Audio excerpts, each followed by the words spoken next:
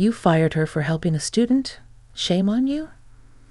Emily, a dedicated teacher, noticed that one of her students, Tommy, had been wearing the same worn-out shoes for weeks. Without hesitation, she bought him a new pair. But this simple act of kindness cost her the job she loved. Just 2 days later, a mysterious phone call would change her life forever. Hi everyone, welcome to Mystic Tales. Today, I'm excited to share a new story with you. Emily loved her job as a teacher. She had always wanted to make a difference in children's lives. She worked at a small school in her town, where many of the students came from low-income families. This school was not like the others. It was often overlooked, and resources were always limited. But Emily knew how important her role was. She believed that every child deserved a chance to succeed, no matter their background. One day, as she was preparing her class for the morning, she noticed Tommy sitting quietly at his desk. He wasn't his usual cheerful self. Emily knew something was wrong. She walked over to him and gently asked if he was okay. Tommy looked down at his shoes. They were old, with holes, and his socks were peeking through. He tried to hide them, but Emily had already seen. Later that afternoon, when all the children had left, Emily thought about Tommy's shoes. She couldn't stop thinking about how he must have felt embarrassed and uncomfortable. She knew his family was struggling financially, and she wanted to help in any way she could. That evening, on her way home, Emily stopped at a shoe store and bought a new pair for Tommy. It wasn't much, but she hoped it would make a difference. The next day, she quietly gave Tommy the shoes before class started. His eyes lit up with joy, and he smiled for the first time in days. He thanked her softly, and Emily felt a warmth in her heart. But what Emily didn't know was that her kind gesture would not go unnoticed, and soon something she could never have imagined would happen. A few days after Emily gave Tommy the new shoes, she was called into the principal's office. She had no idea what it was about. As she entered the room, she noticed the principal, Mr. Davidson, sitting behind his desk with a serious look on his face. Emily sat down, feeling a bit nervous. Emily, Mr. Davidson began, I've been informed that you purchased a pair of shoes for one of your students. Is that true? Emily nodded. Yes, I bought Tommy some shoes because he's my friend. Mr. Davidson said, and leaned back on his chair. I understand your intentions, but written school's policy. We cannot have teachers giving personal gifts to students. It creates problems, and we must remain fully protected. I'm sorry, but this is a serious issue. Emily felt helpless. She had never imagined that something as simple as buying shoes could be ruined. She explained how she only wanted to make Tommy feel comfortable. The principal's face remained steady. I understand your heart is in the right place, he said, but we have to follow the rules. Unfortunately, this is a serious violation, and the school board has decided to take action. Emily's hands trembled. What kind of action? She asked, her voice barely above a whisper. Mr. Davidson looked at her sadly. Emily, I have no choice but to let you go. Those words hit her like a heavy blow. Fired for helping a student. Emily couldn't believe what she was hearing. She had always given her best to the school, and now, because of one small act of kindness, her career was over. As she packed her things that day, she couldn't help but feel a deep sense of injustice. She had lost her job, but more than that, she felt lost herself. Was it wrong to care?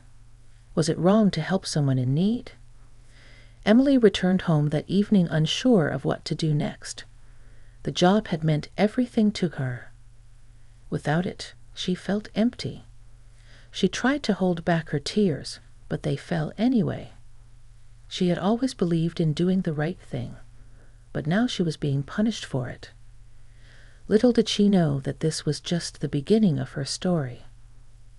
It was an unknown number. Confused, she hesitated for a moment before answering. "Hello," she said softly. "Is this Emily?" a voice on the other end asked. It was calm and polite, but Emily didn't recognize it. "Yes, this is she. Who's calling?" "My name is Jonathan Reeves," the man said.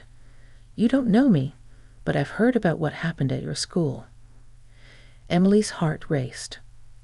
Who was this man, and how did he know about her? She didn't know how to respond, so she stayed silent. "I'm a businessman," Jonathan continued, "and I recently learned about how you helped one of your students, Tommy, by buying him new shoes. I know you were fired for your kindness, and I think that was deeply unfair." Emily was still in shock. She had never heard of Jonathan Reeves, but his words were kind and understanding. The next morning, Emily woke up feeling unsure of her future. She had always been a teacher. It was more than just a job to her. It was her passion. Now, with that taken away, she didn't know what she would do next. As she sipped her coffee and stared out the window, her phone suddenly rang. "Thank you," Emily finally said, her voice trembling. "It means a lot to hear that, but I don't know what I'm going to do now. Teaching was my whole life." There was a pause on the other end of the line, and then Jonathan spoke again. "I believe in people like you, Emily. People who act with kindness and don't expect anything in return. That's why I'd like to offer you an opportunity." Emily's eyes widened. "What kind of opportunity?" "I own a foundation that supports teachers and helps children in need. I've been looking for someone with a heart like yours to join us. I'd like to offer you a job with my foundation. You would be helping children and all of your stuff." Emily couldn't believe what she was hearing. After everything that had happened, now there was this. A chance to not only continue helping people, but to make an even bigger impact. "Huh? I don't know what to say," Emily exclaimed. Jonathan's voice was warm as he replied, "Take your time to think about it. I know that that illness hasn't been noticed. Sometimes we remember things as unnoticed, and this could be the start of something even bigger." As Emily hung up the phone, she sat in silence for a minute. It was hard to process it. For just a few days, they were lost together, and now a complete stranger was offering her a chance to change her life. She didn't know what the future held, but for the first time in days, she felt hope. In the days that followed, Emily couldn't stop thinking about Jonathan Reeves' offer. It seemed too good to be true. She had never imagined that one simple act of kindness could lead to something like this. But she was still unsure. Could she really trust someone she had never met? To clear her mind, Emily decided to visit Tommy's neighborhood. She hadn't seen him since she was fired, and she wanted to make sure he was doing okay. As she walked through the familiar streets, she noticed how different the world felt now that she wasn't teaching anymore. Everything seemed quieter. When she reached Tommy's house, his mother opened the door. Her face lit up when she saw Emily. "Miss Emily," she said warmly, "I don't know how to thank you for what you did for Tommy. You really changed his." Emily smiled, feeling a sense of peace. "It was nothing," she said. "I just wanted to help." Tommy's mother shook her head. "It was more than just shoes, Miss Emily. You made him feel special, like someone cared about him. That's something money can't buy." As they talked, Emily realized how much she missed being a part of her students' lives. But at the same time, she knew that what happened at the school couldn't be undone. The principal had made his decision, and she had to move on. But where to next? Later that evening, as Emily sat in her small apartment, she thought more about Jonathan's offer. She couldn't deny that it was an incredible opportunity, but it also felt overwhelming. Could she really step into a new world, leaving behind everything she had known? Just as she was about to drift off to sleep, her phone rang again. It was Jonathan. "Emily, I hope I'm not calling too late," he said gently. "No, it's fine," Emily replied. "I just wanted to see if you've had time to think about my offer," Jonathan continued. "I understand it's a big decision." Emily took a deep breath. "I have thought about it," she said slowly, "and I've decided I'd like to accept your offer." Jonathan sounded genuinely pleased. "That's wonderful news, Emily. I believe this is just the beginning of something amazing for you. We'll arrange everything and get you started as soon as possible." As Emily hung up, she felt a strange mixture of excitement and nervousness. Her life was about to change in ways she couldn't have imagined. What had started as a simple act of kindness had now opened a door to something much bigger, something that would allow her to help children not just in her town, but all over. Emily went to bed that night feeling a sense of peace.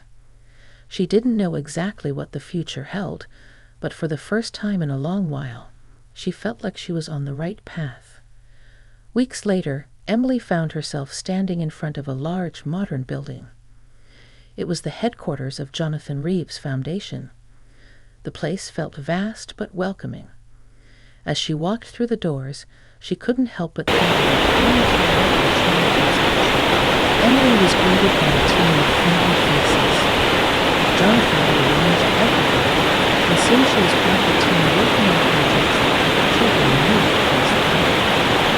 It was more than training, she was no longer limited to just adulthood. Now she was able to make a difference in the lives of so many more children. One afternoon, as Emily sat at her desk, she received an email from Jonathan. He wanted to meet her for lunch to discuss a new project. Curious, she agreed, and they met with a smile at the table. As they sat across from each other, Jonathan smiled warmly. "I've been so impressed with the work you've done since joining us," he said. "I knew you would like to do something for you." Emily felt a wave of gratitude. "Thank you," she said. "It's been an incredible experience. I can't believe how much has changed." Jonathan leaned forward. "I wanted to talk to you about something special. I know how passionate you are about helping children, and I've been thinking, I want to start a new program in your name, something that reflects your heart and your kindness." Emily was taken aback. "A program in my name?" "Yes," Jonathan nodded. "A scholarship fund that will provide not just shoes but clothing, school supplies, and support for children in need all across the country. We'll call it the Emily's Heart Fund. It will be a way to carry on the spirit of what you did for Tommy, helping those who need it most." Tears filled Emily's eyes as she listened. She couldn't believe it. What had started as a simple act of kindness was now turning into something so much bigger. Her name would be attached to a legacy of helping children, a cause that was so close to her heart. "I don't know what to say," Emily whispered. "This is beyond anything I ever imagined." Jonathan smiled. "You deserve it, Emily. The world needs more people like you. This is just the beginning." Over the following month, the Emily's Heart Fund became a reality. The program helped countless children, and Emily found a new sense of purpose in her life. Her story had come full circle. She had lost her job for helping one child, but now she was helping many more. It was a reminder that kindness, even in its smallest forms, can create ripples that lead to unimaginable changes. As Emily stood at the opening ceremony for the scholarship fund, she looked out at the crowd. She saw the faces of children who would benefit from the program, and she felt a deep sense of fulfillment. Her journey had been difficult, but it had led her here, to a place where she could make a real difference in the world.